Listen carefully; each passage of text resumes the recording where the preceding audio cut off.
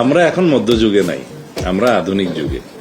আইন সংস্কারটা একটা চলমান প্রক্রিয়া, এগুলো ইমোশনালি করা যায় না, এটা বৃহত্তর ক্যানভাসে দেখতে হয়।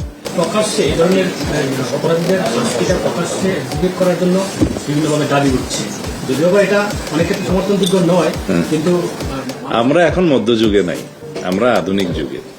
আইন সংস্কারটা একটা চলমান প্রক্রিয়া, সমাজের চাহিদা অনুসারে, সময়ের চাহিদা অনুসারে সকল আইনকে আপ টু ডেট করতে হয় এবং যুগোপযোগী করতে হয়, সেগুলো চলমান প্রক্রিয়া, সেগুলো তো আছেই। বিভিন্ন আইনে অবশ্যই আমাদের কিছু কিছু সংশোধন আনতে হবে, সেটা আমরা দেখব।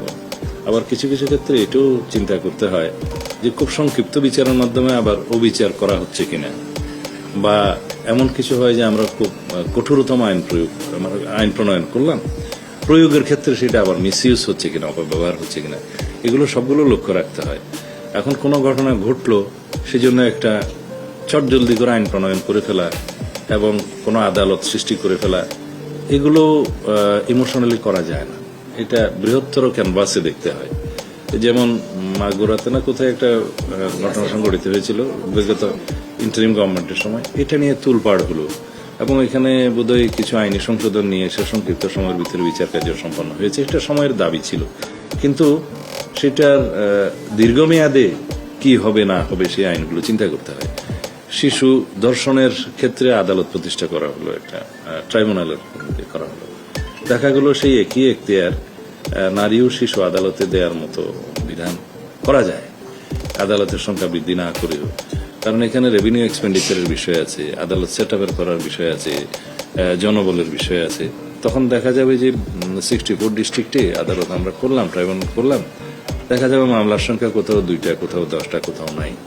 এগুলো সব বিবেচনায় নিয়ে যেভাবে মানে জননিরাপত্তা নিশ্চিত করা এবং বিচার নিশ্চিত করা সম্ভব, সেভাবে এগুলো আবার করা যায়।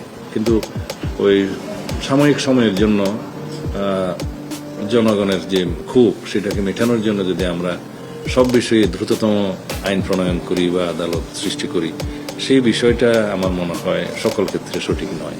না, আমার কাছে আজকে পুলিশ ডিপার্টমেন্ট থেকে যে কাগজটা দিয়েছে, তাতে আমি 164-এর যে ভাষাটা দেখেছি, 164 স্টেটমেন্টে, তাতে করে মূল আসামি তার যে সহযোগী আসামি তার স্ত্রীকে সহ এখানে যে স্টেটমেন্টটা দিয়েছে, তাতে করে on the basis of this 164 statement এবং আরো সংক্ষিপ্ত তদন্ত যেটা করতে হবে করে চার্জশিট দাখিল করাটা খুব বেশি দিন লাগবে না। তো সেই ক্ষেত্রে আদালতের কিছু প্রসিডিওর আছে, আসামি পক্ষের আইনি অধিকার আছে, তারা আদালতে হয়তো তার আইনজীবী সময় নেবে, এগুলো সবকিছু বিবেচনায় নিতে হবে। না, চার্জশিটের ক্ষেত্রে তো আমি বললাম যে আমাদের কাজটা আমরা দ্রুততম সময়ের ভিতরে দিতে পারবো, যেহেতু আসামি হচ্ছে 2 জন, একজন মূল আসামি আর একজন তার স্ত্রীর সহযোগী, তাকে পলায়ন সহযোগিতা করেছে। তো সেই ক্ষেত্রে 2 জনকেই অ্যারেস্ট করা হয়েছে, মূল আসামি 164 করেছে। এখন এর ভিত্তিতে চার্জশিট দেওয়াটা খুব বেশি সময় লাগবে না।